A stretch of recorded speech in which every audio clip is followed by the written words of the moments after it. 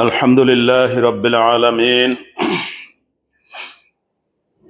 الذي أنزل الكتاب بالحق مصدقا لما بين يديه من الكتاب ومهيمنا عليه وأشهد أن لا إله إلا الله وحده لا شريك له وأشهد أن سيدنا ونبينا محمدا عبده ورسوله الذي أرسله بالهدى ودين الحق ليظهره على الدين كله اللهم صل وسلم على عبدك ورسولك نبينا محمد وعلى آله وأصحابه ومن تبعهم بإحسان أما بعد فإن خير الحديث كتاب الله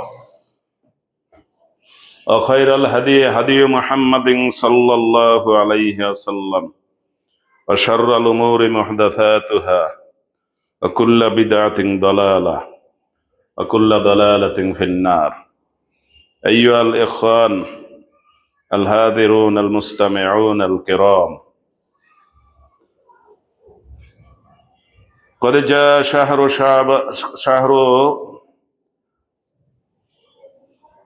رجب الذي كان رسول الله صلى الله عليه وسلم إذا دخل رجب قال اللهم بارك لنا في رجب وشعبان وبلغنا رمضان وقال الله تعالى في القرآن المجيد إن في خلق السماوات والأرض واختلاف الليل والنهار لآيات لأولي الألباب الذين يذكرون الله قياما وقعودا وعلى جنوبهم ويتفكرون في خلق السماوات والأرض ربنا ما خلقت هذا باطلا سبحانك فقنا عذاب النار ربنا إنك من تدخل النار فقد أخزيته وما للظالمين من أنصار ربنا إننا سمعنا مناديا ينادي للإيمان أن آمنوا بربكم فآمنا ربنا فاغفر لنا ذنوبنا وكفر عنا سيئاتنا وتوفنا مع الأبرار وقال الله عز وجل في آيات أخرى في سورة النساء واعبدوا الله ولا تشركوا به شيئا وبالوالدين إحسانا وبذي القربى واليتامى والمساكين والجار ذي القربى والجار الجنب والصاحب بالجنب وابن السبيل وما ملكت أيمانكم إن الله لا يحب كل مختال فخورا وقد جاء في القرآن المجيد في أول ما نزل كما جاء في الحديث الشريف قال الله في أول ما نزل اقرأ باسم ربك الذي خلق خلق الإنسان من علق اقرأ وربك الأكرم الذي علم بالقلم علم الإنسان ما لم يعلم وقد جاء في الحديث الشريف في صحيح البخاري باب لينظر إلى من هو أسفل منه ولا ينظر إلى من هو فوقه عن أبي هريرة رضي الله تعالى عنه عن رسول الله صلى الله عليه وسلم قال إذا نظر أحدكم إلى من فضل عليه في المال والخلق فلينظر إلى من هو أسفل منه ممن فضل عليه وفي الترمذي عن عمرو بن شعيب عن أبيه عن جده قال رسول الله صلى الله عليه وسلم إن الله يحب أن يرى أثر نعمته على عبده أو كما قال عليه الصلاة والسلام প্রিয় মুসল্লিবৃন্দ আমরা সপ্তাহ ঘুরে আবার সপ্তাহের শ্রেষ্ঠ দিন জুমার দিনে জুমার নামাজ আদায়ের জন্য ইতোমধ্যে মসজিদে এসে হাজির হতে পেরেছি শুকর আলহামদুলিল্লাহ আমি প্রথমে যে আয়াত তেলাওয়াত করেছি সূরা আলে ইমরানের 190 নম্বর আয়াত। আয়াতটা বিভিন্ন সময় আপনারা নামাজের মধ্যেও শুনে থাকেন। আল্লাহর এই আয়াত, কোরআনের এই কথা, আল্লাহর এই বাণী আমাদের সামনে সব সময় চলে, কিন্তু সব সময় চলার কারণে আমরা সেগুলো লক্ষ্য করি না। আমরা বছর ঘুরে আর এক বছরে চলে আসি, বছরের মধ্যে কত কিছু চলে, সেগুলো আমাদের অতীত হয়ে যায়, ভুলে যাই।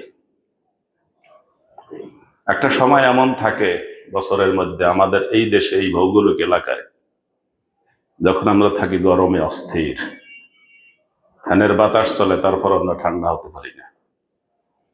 এসির মধ্যে কিছু লোক থাকে, তারা আরো বেশি কষ্ট, তারা বাহিরে বের হতে পারে না।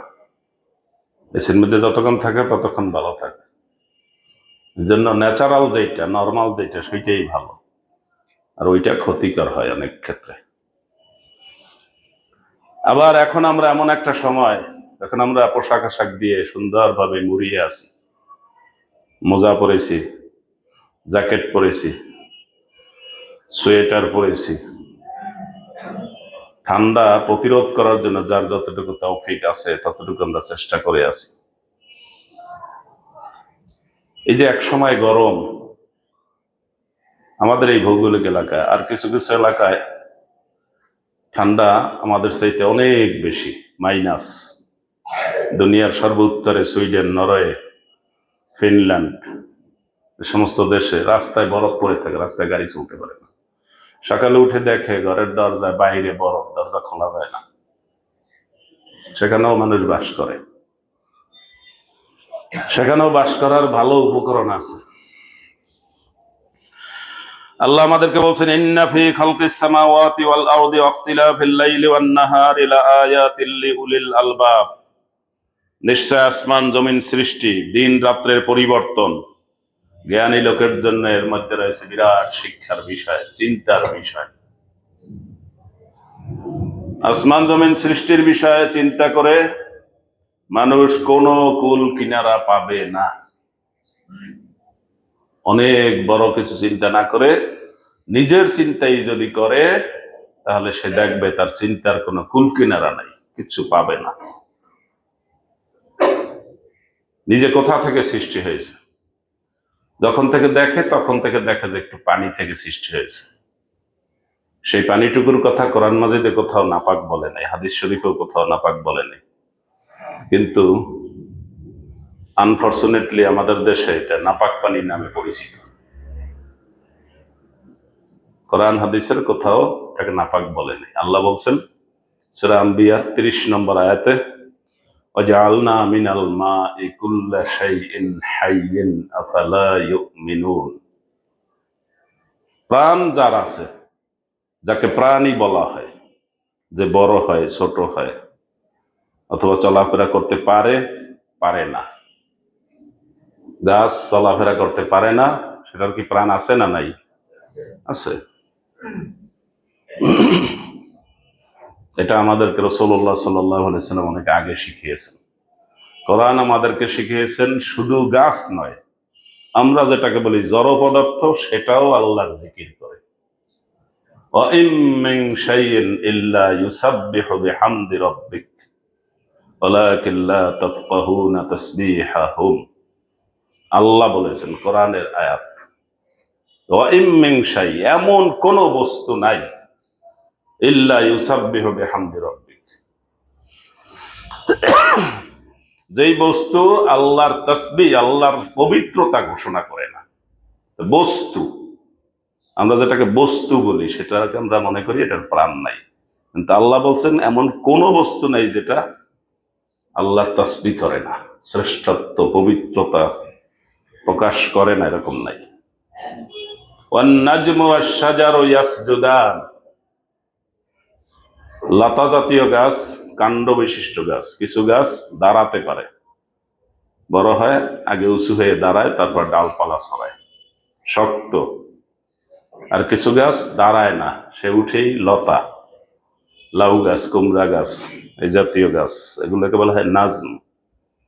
আর নাজমনের বহুল প্রচলিত অর্থ হলো, নাজমন অর্থ তারকা, কিন্তু এইখানে তারকা অর্থে নয়, তো এই লতা জাতীয় গাছ, কাণ্ড বিশিষ্ট গাছ, এরা ইয়াসজুদান, দুই ধরনের গাছই আল্লাহকে সিজদা করে। কিন্তু আমরা কি বুঝবো কিভাবে সিজদা করে? আমরা মনে করবো আমরা এই সিজদা করি, এটাই একটা সিজদা, এটা আমাদের সিজদা। পশু পাখি সিজদা করে আল্লাহকে, সে কি আমাদের মতো করবে? না।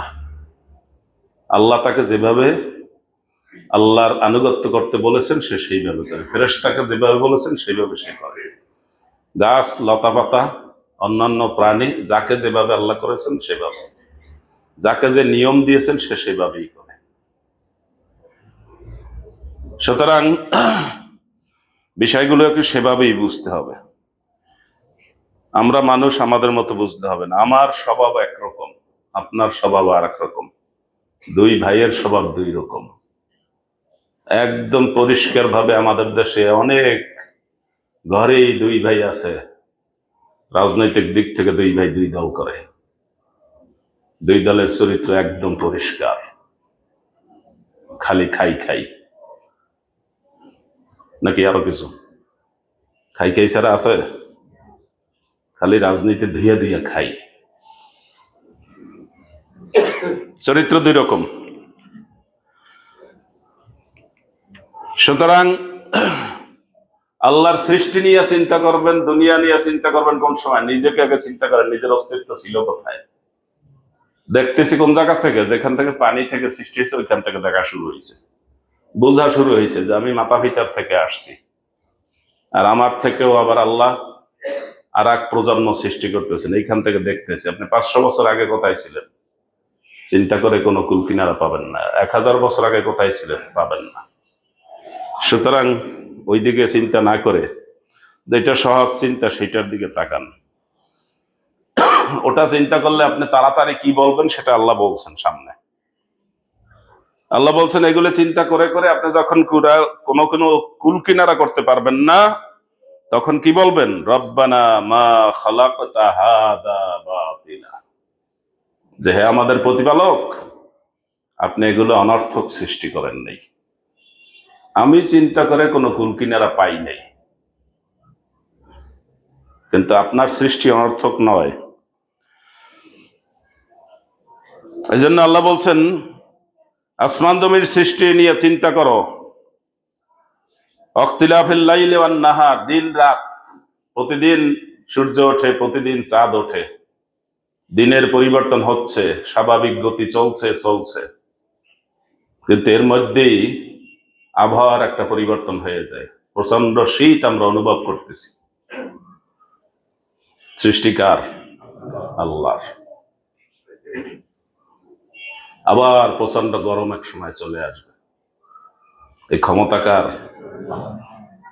আমরা দুনিয়াতে কতগুলো এসি ব্যবহার করে বাংলাদেশটাকে ঠান্ডা করতে পারবো গ্রীষ্মকালে? কতগুলা? বাংলাদেশের টাকা হয়তো কুলাবে না, কুলাইতেও পারে, টাকা আছে, কিন্তু এই চোরের জন্য টাকাগুলো দেখা যায় না। চোরের জন্য সবসময় দেখা যায় না বিক্ষোভ। এত চোর, শেষ পর্যন্ত চোরের খনি পেয়ে গেছি আমরা। আল্লাহ এদেরকে হেদায়েত করুক, আমাদের সবাইকে হেদায়েত করুন।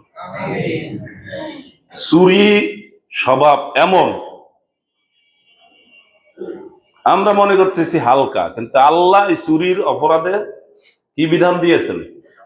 আস-সারিকু আস-সারিকাতু ফাকতাউ আইদিয়াহুমা জাযাআম বিমা কাসাবা নাকালাম মিনাল্লাহ। বলছে চোরের হাত কেটে দাও, চোর মহিলা হোক আর পুরুষ হোক। আমাদের দেশে হত্যা অপরাধে পুরুষের বিচার ঠিক মতো হয়, মহিলাদের বিচার ঠিক মতো হয় না, এটা পার্সিয়ালিটি করা হচ্ছে। আল্লাহ চুরির অপরাধে দুইজনের উল্লেখ করেছেন পরিষ্কার, চোরেরও হাত কাটো, চোরনি তারও হাত কাটো, পার্থক্য করছেন কোন? কিন্তু হত্যা অপরাধ সন্দেহাতীত ভাবে প্রমাণিত যখন হয় একজন লোককে হত্যা করেছে, তার সাথে একজন মহিলা জড়িত আছে, এই মহিলার বিচার বাংলাদেশে কিন্তু ঠিক মতো হয় না। যত মহিলার ফাঁসির অর্ডার হয়েছে, কোন মহিলার বাংলাদেশের জন্ম থেকে কয় বছর হয়েছে? 53 বছর চলে, কোনো মহিলার ফাঁসি দেওয়া হয়নি, কিন্তু একই দিনে একাধিক লোকের ফাঁসি হয়েছে। তাহলে এখানে বিচারে পার্থক্য করা হয়েছে কিনা? পার্থক্য করতে আল্লাহ বলছেন না। আল্লাহ বলছেন এই বিচারগুলো বিরাট একটা দল লোকে দেখবে, তায়েফাতুম মিনাল মুমিনিন, ইমানদার লোকদের বিরাট একটা দল এই বিচারগুলো দেখবে। ওয়ালা তাখুযকুম রাফাতুন ফি দীনিল্লাহ, এবং বলছেন এই বিচার কার্যকর করার ক্ষেত্রে, আল্লাহর বিধান কার্যকর করার ক্ষেত্রে যেন তোমাদেরকে দয়ায় ধরে না ফেলে। আমাদেরকে কিন্তু দয়ায় ধরে ফেলছে। মহিলাকে কিভাবে ফাঁসি দেয়? মহিলা মানুষ হত্যা করার জন্য সব আয়োজন ঠিক মতো করেছে, পিতাকে হত্যা করেছে, মাতাকে হত্যা করেছে, তাকে ফাঁসি দেওয়া হবে না। ওইখানে আমরা খুব দয়ালু। এবং দুনিয়াতে বিরাট সংখ্যক অমুসলিমরা একজোট হয়েছে যে একজন লোক যত মানুষ হত্যা করুক, তার বিচারে তাকে হত্যা করব না। কারণ উনি যে 100 লোক হত্যা করছে, 500 লোক হত্যা করছে, একজন লোক হত্যা করছে, এটা অপরাধ করছে ঠিকই, কিন্তু এই লোকটার হত্যা করলে তো নিঃশ্বাস হয়ে গেল। ওনারা একটু বাঁচাই রাখতে হবে। সৃষ্টিকার আল্লাহর, আল্লাহ বিধান দিয়েছেন কি, যে একজনকে অন্যায়ভাবে হত্যা করবে তার বিচার কি, তাকে হত্যা করা। মাফ যদি করে, কে করবে? যে ক্ষতিগ্রস্ত হয়েছে সে। মাফ যদি করে, কে করবে? আল্লাহর বিধানে বলে দিয়েছেন আল্লাহ, যে নিহত হয়েছে তার আত্মীয় স্বজন যারা আছে তারা যদি মাফ করে, তারা মাফ করতে পারবে, এছাড়া কেউ মাফ করবে না। যে সমস্ত মুসলিম দেশে এই বিচার কার্যকর আছে, সে সমস্ত দেশে বিরাট ক্ষমতাধর রাজা বাদশারা আছে, তারা কোনো সময় এগুলো হাত দেয় না। এমনকি আপনারা জানবেন, সবাই জানেও না, সৌদি রাজ পরিবারের মধ্যে একজন হত্যার অপরাধে জড়িয়েছে, তাকে হত্যা করা হয়েছে, তার শিরচ্ছেদ করা হয়েছে। এবং একজন মহিলা হত্যায় জড়িত হয়েছে, তাকেও হত্যা করা হয়েছে, শিরচ্ছেদ করা হয়েছে। ওখানে রাজ পরিবার কোনো হাত দেয়নি।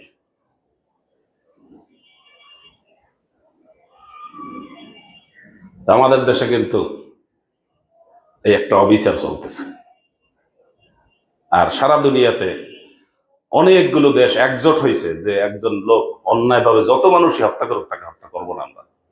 ওনারা এইখানে খুব দয়ালু। আর ওই লোক যে হত্যা করছে ওইখানে কিন্তু কিছু করতে পারেনি। সৃষ্টি আল্লাহর, বিধান হবে কার? সেই বিধান উপযুক্ত না মানুষের তৈরি করা বিধান উপযুক্ত? সুতরাং এই চোর আর চোরনি এদেরকে যখন বিচার করা হয় না, তখন সেই দেশটা চুরিতে দুনিয়ার মধ্যে শীর্ষ অবস্থান করে। আমরা মনে করছিলাম এটা ছোট ছোট, কিন্তু যেই দিন বাংলাদেশ অপরাধে, চুরিতে, রাষ্ট্রীয় সম্পদ চুরিতে দুনিয়ার মধ্যে ফার্স্ট হয়েছে, সেই দিন আমার কাছে খুব লজ্জা লেগেছে।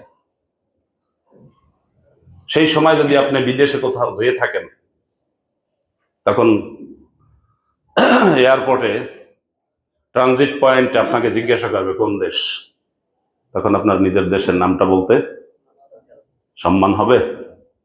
কিন্তু আমরা দেখি চুরি অপরাধটা ছোট, কিন্তু এই ছোট ছোট অপরাধ করতে করতে যখন দেশব্যাপী সব চোর হয়ে যায়, অধিকাংশ মানুষ চোর হয়ে যায়, রাষ্ট্রীয় দায়িত্বে থাকা মানুষগুলো যখন চোর হয়, ডাকাত হয়, তখন মানিজ্জাত আর থাকে না। জান আল্লাহ বলছেন, চোর আর চোরনি, পুরুষ মহিলা, সে যে অপরাধ করেছে এবং তাকে শাস্তি দেওয়ার জন্য তার হাত কেটে দাও। আর অন্য আয়াত আল্লাহ বলেছেন, আলা তাখুযকুম রাফাতুন ফি দীনিল্লাহ, এই বিচার কার্যকর করতে তোমাদের জন্য দয়া তাদেরকে ছেড়ে দেওয়ার ব্যবস্থা না করে। যাই হোক, আল্লাহর কুদরত, আল্লাহ যখন চূড়ান্ত গরম আমাদেরকে দেন, তখন পুরা দেশ ঠান্ডা করার ব্যবস্থা কি আমাদের আছে? নাই। দুনিয়াতে এমন কোন ধনী দেশও নাই যে তার পুরা দেশটাকে ঠান্ডা করে রাখবে। তাদের ব্যবস্থা আছে, ঘরে ঘরে ব্যবস্থা আছে, তারা বাসায় বাসায় ব্যবস্থা করতে পারে, তারা কষ্ট যাতে না হয় এই জন্য তারা নিজেদের এসির ব্যবস্থা করতে পারে, আবার যেখানে বেশি ঠান্ডা সেখানে হিটারের ব্যবস্থা করতে পারে, কিন্তু দেশব্যাপী ব্যবস্থা করতে পারে না। আপনাকে আমাকে আল্লাহ এটা চিন্তা করতে বলেছেন, ইন্না ফি খালকিস সামাওয়াতি ওয়াল আরদি ওয়াখতিলাফিল লাইলি ওয়ান নাহার, দিন রাত্রের যে পরিবর্তন হয়, আর পরিবর্তনের সাথে সাথে আমাদের আবহাওয়ার পরিবর্তন হয়, আমাদের বৃষ্টি বাদলের পরিবর্তন হয়, আমাদের শীত গরমের পরিবর্তন হয়, এগুলোর মধ্যে চিন্তাশীল লোকের জন্য বিরাট চিন্তার বিষয় রয়েছে। এই চিন্তাশীল লোকেরা এগুলা চিন্তা করে যখন কুল কিনারা করতে পারবে না, তখন তারা বলবে আল্লাযীনা ইয়াযকুরুনাল্লাহা কিয়ামান ওয়া কুউদান ওয়া আলা জুনুবিহিম। এই চিন্তাশীল লোকেরা কোন অবস্থায় চিন্তা করবে? তিনটা অবস্থা মানুষের থাকে।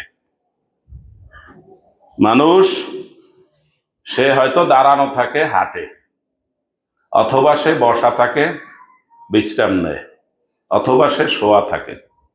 এই তিন অবস্থার বাইরে মানুষ থাকে না। স্বাভাবিকভাবে তিনটা অবস্থায় মানুষ থাকে। এবং যারা আল্লাহর নেক বান্দা হবে, তারা এই তিন অবস্থায়, সকল অবস্থায় চিন্তা করতে থাকবে। ফি খালকিস সামাওয়াতি ওয়াল আরদ, আল্লাহর এই সৃষ্টি সম্পর্কে চিন্তা করতে থাকবে। শীত খুব বেশি হয়েছে এইটা নিয়ে হা হুতাশ চলে, কিন্তু এটা চিন্তা করে না যে এই শীতটা দিল কে। শীত আমাদের খুব বেশি হয়েছে, এর সাথে সাথে আবার কিছু ভালো জিনিসও আসছে। শীতকালে তরি তরকারি বেশি থাকে কিনা, খাইতে মজা আছে কিনা,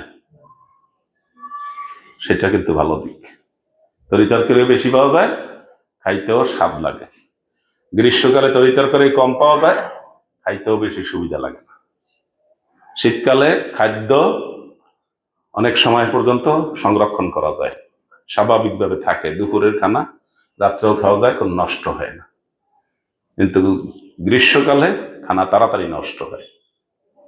এভাবে করে প্রতি পদে পদে, প্রতি হরফে হরফে এই বিষয়গুলোর চিন্তার বিষয় রয়েছে। কার জন্য? যারা চিন্তা করে। আর যারা আল্লাহ যাদেরকে সৃষ্টি করছেন পায়খানা করার জন্য আর খাওয়ার জন্য,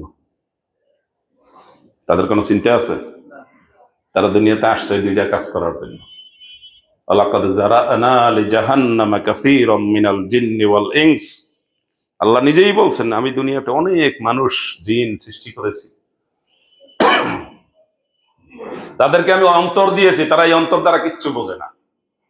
তাদের চিন্তার একটা জায়গা আছে, মাথা আছে, অন্তর আছে, চিন্তা করার, ফিকির করার সুযোগ আছে, কোনো চিন্তা নাই। তাদেরকে আমি চোখ দিয়েছি, তারা চোখ দিয়ে দেখে না। যা দেখা দরকার, দেখে শুনে যেটা নিয়ে চিন্তা করা দরকার, ভাবা দরকার, ভাবে না। তাদেরকে আমি কান দিয়েছি, তা কান দ্বারা তারা এই জিনিসগুলো শোনে না। শেষে আল্লাহ বলছেন উলাইকা কাল আনআম, এগুলো পশুর মতো। যেটা আমি আগে বলছিলাম, শুনতে খারাপ লাগে কিন্তু আল্লাহ বলে দিয়েছেন। পরে আল্লাহ বলছেন বালহুম আদাল, না পশু না, পশুর চাইতেও খারাপ। পশু যাকে যেই কাজের জন্য দুনিয়াতে আল্লাহ সৃষ্টি করেছেন সেই পশু সেই কাজ করে। কুকুর আল্লাহ সৃষ্টি করেছেন, কুকুরের মধ্যে অনেকগুলো ভালো গুণ আছে, তাকে অল্প দিলে সে খুশি। একটা বিস্কুট ভেঙে অর্ধেক দিবেন, দেখবেন কত খুশি, লেজ নেড়ে নেড়ে আপনাকে সে শুকরিয়া জানাবে। আপনি তার যদি একটা লাথিও মারেন কিছু করবে না, ওই অর্ধেক বিস্কুট দিয়েছেন এই জন্য। কয়টা লাথি মারবেন তারপরও কিছু বলবে না। দিয়েছেন কতটুক? এই অর্ধেক বিস্কুট দিয়েছেন, খুব খুশি। সে যত গভীর ঘুমায়, গাছের একটা পাতা পড়লেই সে জেগে যায়, সেটা রাত্র 2টায় হোক আর দিন 2টাই হোক। এটা একটা ভালো গুণ না? সে প্রভু ভক্ত, যেই বাড়ির মালিক তাকে পালে, কুকুর পালা জায়েজ আছে? এই যে ওয়াজ নসিহত শুনতে শুনতে এমন অবস্থা হয়েছে কিছু কইতে পারে না, একজন দুইজনে। কুকুর পালা জায়েজ আছে, 3টা কারণে আপনি কুকুর পালতে পারবেন। এই এলাকার মানুষ এই জন্য বোঝেন না, একটু পশ্চিম এলাকায় গেলে খুব ভালো করে বুঝবেন। ফসল পাহারা দেওয়ার জন্য কুকুর পালতে হবে, পালা যায় শুধু না, পালতেই হবে।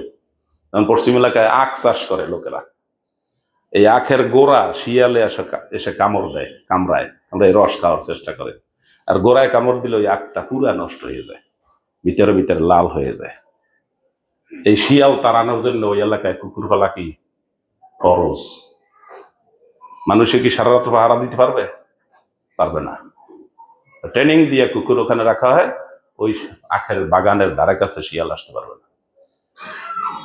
ফসল পাহারা দেওয়ার জন্য কুকুর পালা জায়েজ, বরং এছাড়া কোনো উপায় নেই। আর একটা হলো শিকারী কুকুর, এটার কথা কোরআন মাজিদে বলা হয়েছে, মুকাল্লিবিনা মিনাল জাওয়ারিহ, সূরা বাকারায় সম্ভবত, যে তোমরা যেই সমস্ত কুকুরকে ট্রেনিং দিয়ে শিকার করা শিখাও, সেই কুকুর শিকার করে মালিকের কাছে যদি নিয়ে আসে কোনো প্রাণী, পাখি বা কিছু যেটা সে নিজে খায় নাই, ধরে নিয়ে আসছে মালিকের কাছে, ট্রেনিং দেওয়া। ট্রেনিং শুনলে আপনারা আশ্চর্য হইতেছেন, আশ্চর্যের কিছু নেই। দেখেন না, আমাদের গোয়েন্দা বাহিনীর কাছে কুকুর আছে না, ওই কুকুর দিয়ে কি করে গোয়েন্দা বাহিনী নিজেরা যা বাইর করতে পারেন ওটা কুকুরে বাইর করে বলায়। আর একটা হলে একতেনাউল কাল, এই ট্রেনিং দেওয়ার জন্য আবার একজনে পালতে হবে না, সেগুলো পেলে ফেলে তারপর কি করে বিক্রি করে।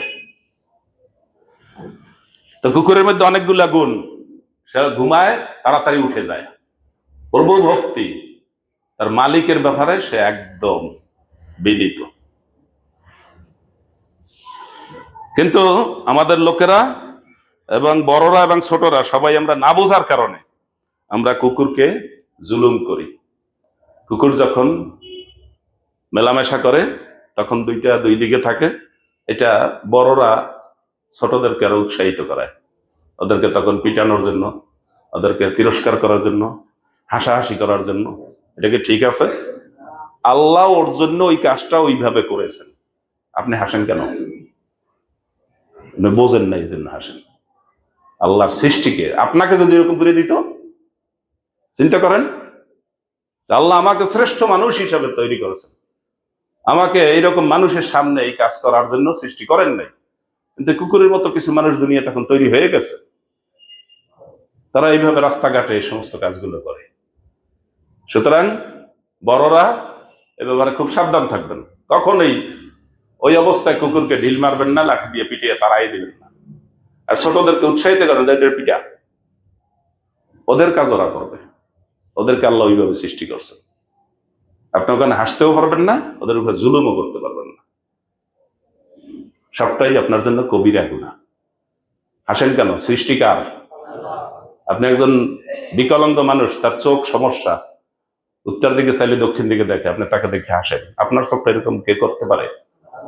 তার চোখটা সৃষ্টি করছে কে? আল্লাহর সৃষ্টি নিয়ে কখনো এভাবে হাসাহাসি করা যাবে না। যে কোনো সৃষ্টি, একজন লোক হাঁটে বা আঁকা বাঁকা, দেখলে আপনি হাসেন পিছনে, আস্তাগফিরুল্লাহ করেন, কখনো এই জাতীয় কাজ করা যাবে না, হারাম, কবিরা গুনাহ।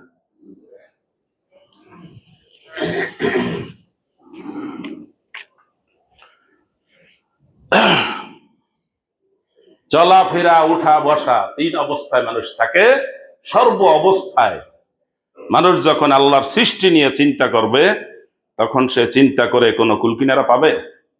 কোনো কুলকিনারা পাবে না। তখন সে কি বলবে? রব্বানা মা খালাকতা হাদা বাতিলা, আল্লাহ আপনি এগুলা কোনোটাই অনর্থক সৃষ্টি করেন নাই, আমি বুঝি নাই, কিন্তু আপনি অবশ্যই এটা অর্থবহ করে সৃষ্টি করেছেন। সুবহানাকা, আল্লাহ আপনি মহান পবিত্র, ফাকিনা আযাবান নার, আমাদেরকে আগুনের শাস্তি থেকে বাঁচান। কেন? এই যে আপনার সৃষ্টি নিয়ে আমি বুঝি নাই, আমি এখন হাসি, কুকুরকে হাসি, আমি বিকলাঙ্গ একজন মানুষকে দেখে মনে মনে হাসি, কাজ কি অপরাধ হয়েছে নাকি? ওই জন্য তো পরে আবার আয়াতে কি বলছে? ফাকিনা আযাবান নার, আমাদেরকে আগুনের শাস্তি থেকে বাঁচান। আমার যেটা করা উচিত ছিল না, আমি সেটা করে ফেলছি আনন্দের সাথে। আমি ওই গরু ছাগলের মতো দুনিয়াতে সৃষ্টি হয়েছি, এখনো বুঝি নাই যে আমার কোনটা চিন্তা করা দরকার, কোনটা হাসা দরকার, কোনটা কান্না করা দরকার, আমি তা বুঝি নাই। তাহলে আমার অপরাধ হয়েছে, আমাকে আগুনের শাস্তি থেকে বাঁচান। এগুলো মনে রাখতে হবে সবসময়, কুকুর, বিশেষ করে কুকুরের এই বিষয়টা।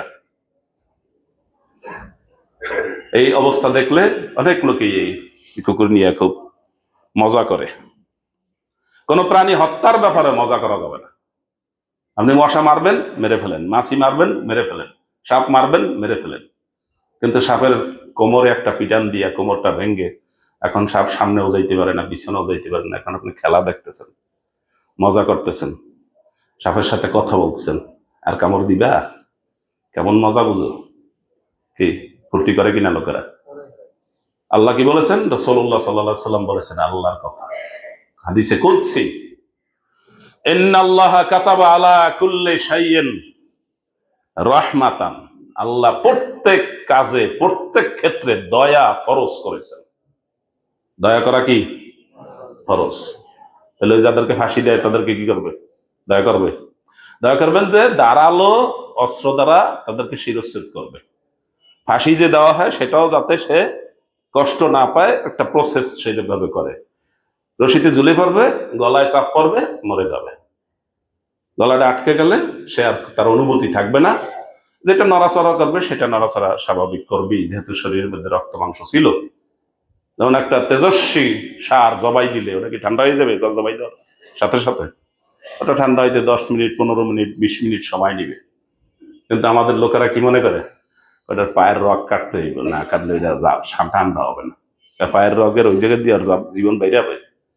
তা পা তো চারটা দিয়ে বাইরে হবে, 4টা জীবন।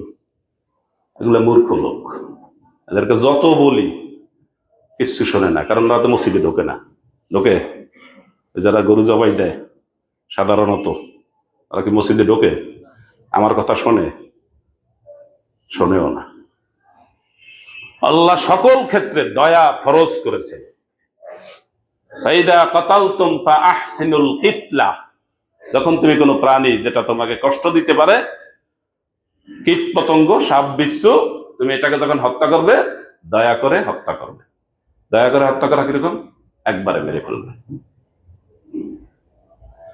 ওয়াইদা যাবাহতুম ফাআহসিনুজ যিবহা, যখন তুমি জবাই দিবে তার প্রতি দয়া করবে। কিভাবে করবে? ওয়ালিউহিদ্দা আহাদুকুম শাফরাতাহু ওয়ালিউরিহ যাবিহাতাহু, তোমরা ছুরিটাকে খুব ধারালো করে নেবে, তীক্ষ্ণ ধারালো করে নেবে, ব্লেডের মতো ধারালো করে নেবে, এবং সেটা দ্বারা যেখানে জবাই করার নিয়ম সেখানে ছুরি চালাবে। ওটা তাড়াতাড়ি জবাই হয়ে যাবে, টের পাওয়ার আগে গলা কেটে যাবে, কেটে গেলে তার অনুভূতি নষ্ট হয়ে যাবে।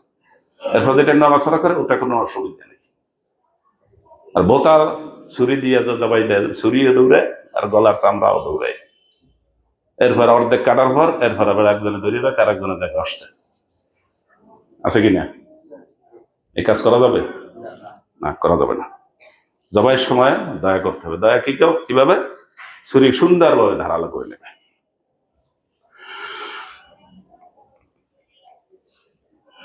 এই জন্য এখানে আল্লাহ বলছেন সুবহানাকা, আল্লাহ আপনি মহান পবিত্র, ফাকিনা আযাবান নার, আমাদেরকে আগুনের শাস্তি থেকে বাঁচান।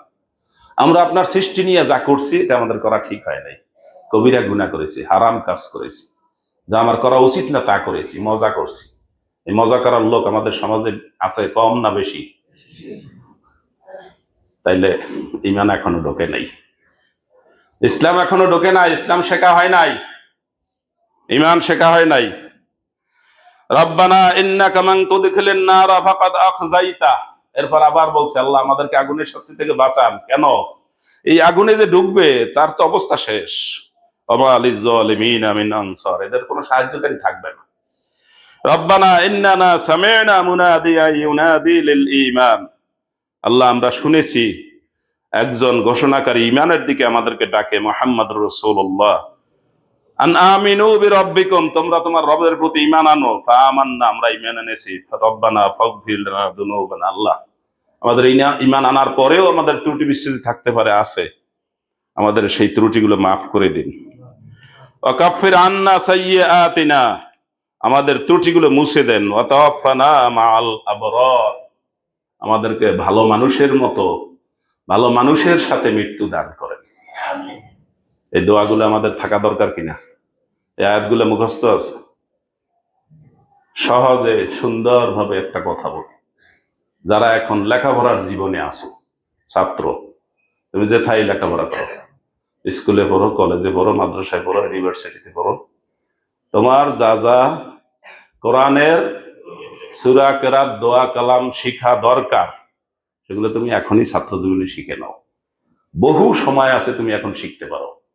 তুমি একটা টার্গেট নাও যে আমি কি কি দোয়া কালাম জানি না, সেটা আমাকে এখন প্রতিদিন একটা করে শিখতে হবে, প্রতি সপ্তাহে একটা করে শিখতে হবে, এখনই শিখে নাও।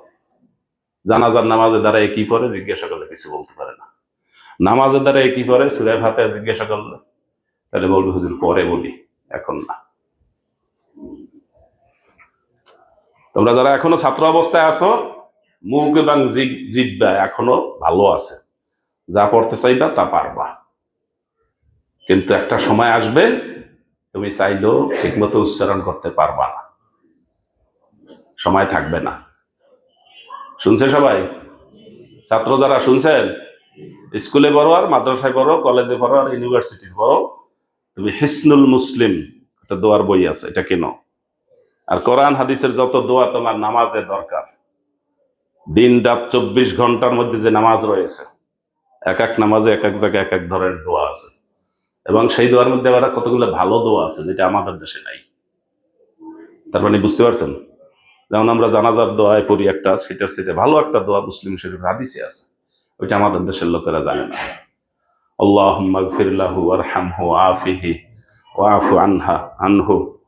এই দোয়াটা সবচেয়ে ভালো দোয়া জানাজার চতুর্থ তাকবীরে, তৃতীয় তাকবীরে যেটা পড়া হয়। দোয়ায় কুনুত আমরা যেটা পড়ি তার চাইতে ভালো দোয়ায় কুনুত আছে। আল্লাহুম্মা হদিনা ফীমান হাদাইত ওয়া আফিনা ফীমান আফাইত ওয়া তাওয়াল্লানা ফীমান তাওয়াল্লাইত। এই দোয়াগুলো যারা এখন ছাত্র আছো, স্কুলে পড়ো আর মাদ্রাসায় পড়ো, ছাত্র আছো এখন, এখন তুমি এগুলো সব শিখো। বহুত দোয়া আছে, সারাদিন তুমি দোয়া পড়তে পারবা। রাসূলুল্লাহ সাল্লাল্লাহু আলাইহি ওয়াসাল্লাম চলতে ফিরতে উঠতে বসতে দিনে রাত্রে, ঘুম থেকে জেগে গেছেন তখনও দোয়া আছে। হঠাৎ আপনি জেগে গেছেন রাত 2টার সময়, ঘুম ভেঙে গেছে, এখন উঠবেন না, তখনও দোয়া আছে। স্বপ্ন খারাপ দেখছেন, দোয়া আছে। স্বপ্ন ভালো দেখছেন, দোয়া আছে। বিপদে পড়ছেন, দোয়া আছে। ঋণগ্রস্ত হয়ে গেছেন, দোয়া আছে। এই দোয়াগুলো শেখা দরকার। এখন যদি শিখো তাইলে আর ওই এক সময় আবার যখন শুনবে তখন বলবে হুজুর এটা বাংলায় করলে হবে কিনা, ওই কথা জিজ্ঞাসা করা লাগবে না। কোনো দোয়ার কথা বললেই শেষে যাদের আগ্রহ ভালো হয় পরে জিজ্ঞাসা করে হুজুর বাংলায় বললে হবে কিনা, আপনি বলেন বাংলায় বললে হবে কিনা। 1 নম্বর না 2 নম্বর? 2 নম্বর। আপনার আরবি ভাষা শেখা এত কঠিন ছিল না, সময় মতো আপনি শিখতে পারতেন। সুতরাং এই যে আয়াতটা পড়লাম সূরা আলে ইমরানের 190 নম্বর আয়াত, এই আয়াতের জন্য শেষ কথা হচ্ছে আমাদের সৃষ্টি নিয়ে যদি আমরা চিন্তা করতে পারি তাহলে আল্লাহর ব্যাপারে আমরা জানতে পারবো। এবং এটা আল্লাহ বলছেন হাঁটা অবস্থায়, দাঁড়ানো, বসা, শোয়া, একজন ইমানদার লোক সব সময় এই চিন্তা করবে। আর এই চিন্তা করলে সে পাপের চিন্তা করার সুযোগ পাবে না। কিন্তু আমাদের অধিকাংশ মানুষই এই চিন্তা না করে পাপের চিন্তা করে সারাদিন। কিভাবে আরেকজনকে ঠকানো যাবে, কিভাবে মিথ্যা কথা বলা যাবে, কিভাবে প্রতারণা করা যাবে, কিভাবে ভাইকে ঠকানো যাবে, কিভাবে প্রতিবেশীকে ঠকানো যাবে, কিভাবে ব্যবসা খুব বেশি করে করা যাবে হাইকোর্ট দেখাইয়া, কিভাবে মিথ্যা প্রতারণা করা যাবে, এই টেনশন মাথার মধ্যে বেশি থাকে। যদি আপনি বিশ্বাস করেন তকদির আল্লাহর হাতে, ভালো মন্দ আল্লাহর হাতে, তাহলে আপনার এত ধান্দা করার দরকার আছে? ইন্নার রিজকা লা ইয়াতলুবু সাহিবাহু কামা ইয়াতলুবুল আজাল। নিশ্চয়ই আপনার তকদিরে যে রিজিক আছে সেই রিজিক আপনি মরার আগে আপনি পেয়ে যাবেন। সেটা টাকা হোক, পয়সা হোক, জামা হোক, বাড়ি হোক, গাড়ি হোক, যেটা আল্লাহ আপনার তকদিরে লিখেছেন মরার আগে পাবেন।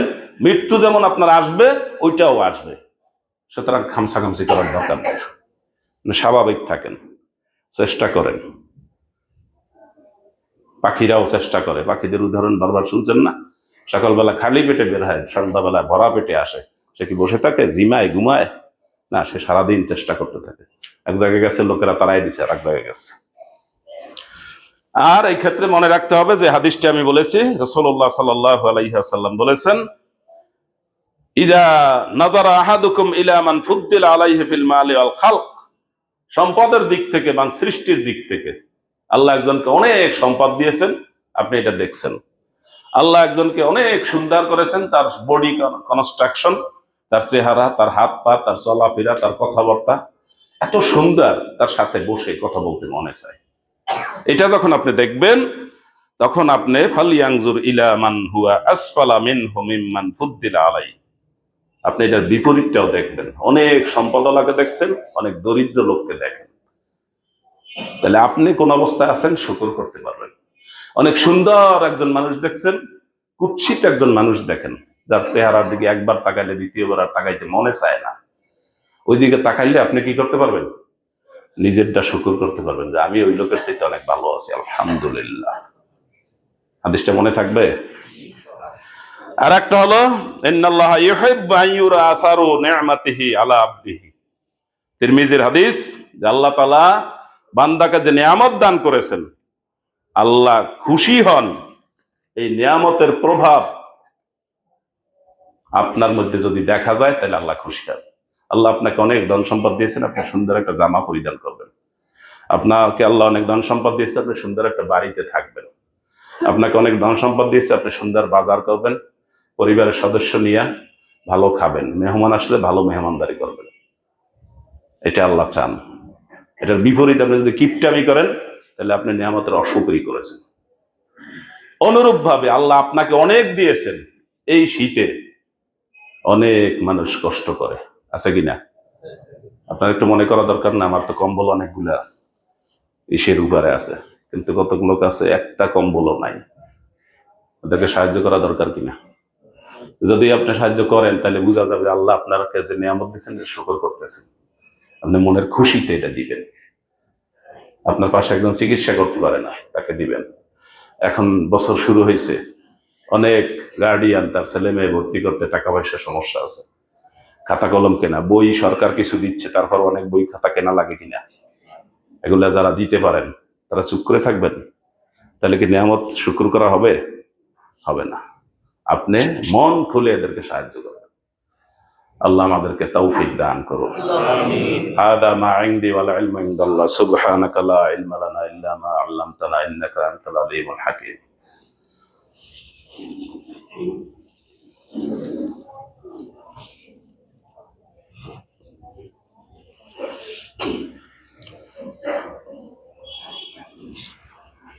আলহামদুলিল্লাহ, আলহামদুলিল্লাহ হামদান কাসীরা সাব্বিহুহু বুকরাতাও ওয়া আসীলা, আশহাদু আল লা ইলাহা ইল্লাল্লাহ ওয়া আশহাদু আন্না সাইয়্যিদানা মাওলানা মুহাম্মাদান আবদুহু ওয়া রাসূলুহু মুখাতাবান নাহনু নাযালনা আলাইকাল কুরআনা তানযীলা।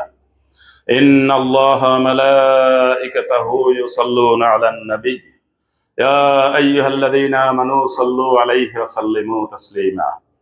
আল্লাহুম্মা সাল্লি আলা মুহাম্মাদ ওয়া আলা আলি মুহাম্মাদ কামা সাল্লাইতা আলা ইব্রাহিম ওয়া আলা আলি ইব্রাহিম ইন্নাকা হামিদুম মাজিদ। আল্লাহুম্মা বারিক আলা মুহাম্মাদ ওয়া আলা আলি মুহাম্মাদ কামা বারাকতা আলা ইব্রাহিম ওয়া আলা আলি ইব্রাহিম ইন্নাকা হামিদুম মাজিদ। খুসুসাম মিনহুম আলাল খুলাফায়ে রাশিদিন আল মাহদিয়্যিন রিদওয়ানুল্লাহি তাআলা আলাইহিম আজমাইন وعلى الأزواج المطهرة الذين النبوة وعلى بدات الرسول سيدة النساء الجنة فاطمة رضي الله تعالى عنهن। ইয়া আল্লাহ, এতক্ষণ যা কোরআন এবং হাদিস থেকে শুনেছি বলেছি, আল্লাহ আমাদেরকে আমল করার তৌফিক দান করুন। প্রথম নবী, প্রথম মানুষ আদম আলাইহিস সালাম থেকে আজ পর্যন্ত যত দুনিয়াতে নবী রাসূল এসেছেন, আল্লাহ সবাইকে সর্বোচ্চ সম্মান আপনার কাছে দান করুন। তাদের সাথে থেকে, ঈমানের সাথে থেকে তাদের যারা সহযোগিতা করেছেন, আল্লাহ সবাইকে সম্মানিত করুন। আমাদের জানা অজানা যে সমস্ত লোক ঈমানের সাথে দুনিয়া ছেড়ে চলে গেছেন, আল্লাহ সবাইকে মাফ করে দিন। বিশেষ করে আমাদের আত্মীয় স্বজন যারা ঈমানের সাথে এই দুনিয়া ছেড়ে গেছেন, আল্লাহ সবাইকে মাফ করে দিন। তাদের নেক আমলগুলো কবুল করে নিন। আমাদেরকে ঈমান ও আমলের সাথে থাকার তৌফিক দান করুন। আমাদেরকে আল্লাহ আপনি যে নিয়ামত দান করেছেন, সেই নিয়ামতের শুকরিয়া আমরা চলাফেরা, উঠা বসা, দান দক্ষিণা সর্বক্ষেত্রে করতে পারি, সেই তৌফিক আমাদেরকে দান করুন। আমাদের আশেপাশে আমাদের আত্মীয় স্বজন, পাড়াপড়শি অনেকেই অনেক অভাব অনটনে আছে। বিশেষ করে এই শীতের সময় শীতের কষ্ট যারা ভোগ করে, তাদেরকে সাহায্য করা আমাদের যাদের পক্ষে সম্ভব, যাদেরকে সক্ষমতা দিয়েছেন, যাদের টাকা পয়সা আল্লাহ যথেষ্ট দিয়েছেন, দান করার সুযোগ আছে, আল্লাহ তাদের সবাইকে তৌফিক দান করুন। সম্পদ দিয়েছেন, আল্লাহ তাদেরকে মনও দান করুন। আল্লাহ আমাদেরকে পরস্পরে মিলেমিশে থাকার তৌফিক দান করুন। আমাদের সন্তানদেরকে ইমানদার ভালো মানুষ হিসাবে গড়ে তোলার তৌফিক দান করুন। আমাদের কামাই রোজগারে বরকত দান করুন। আমাদের সংসারে শান্তি দান করুন। স্বামী স্ত্রী অনেকেই সুবিধা অসুবিধার মধ্যে থাকে, আল্লাহ সবাইকে মিলেমিশে কাজ করার তৌফিক দান করুন। ইমানদার পুরুষ ইমানদার নারী একজন আর একজনের সহযোগী, আল্লাহ পরস্পরে মিলেমিশে সংসার করার তৌফিক দান করুন। ربنا آتنا في الدنيا حسنة وفي الآخرة حسنة وقنا عذاب النار رب ارحمهما كما ربياني صغيرا ربنا هب لنا من أزواجنا وذرياتنا قرة أعين واجعلنا للمتقين إماما ربنا اغفر لنا ولإخواننا الذين سبقونا بالإيمان ولا تجعل في قلوبنا غلا للذين آمنوا ربنا إنك رؤوف رحيم اللهم إنا نسألك الجنة الفردوس ونعوذ بك من النار اللهم إنا نعوذ بك من البراس والجنون والجزام ومن سيء الأسقام سبحان ربك رب العزة عما يصفون وسلام على المرسلين والحمد لله رب العالمين.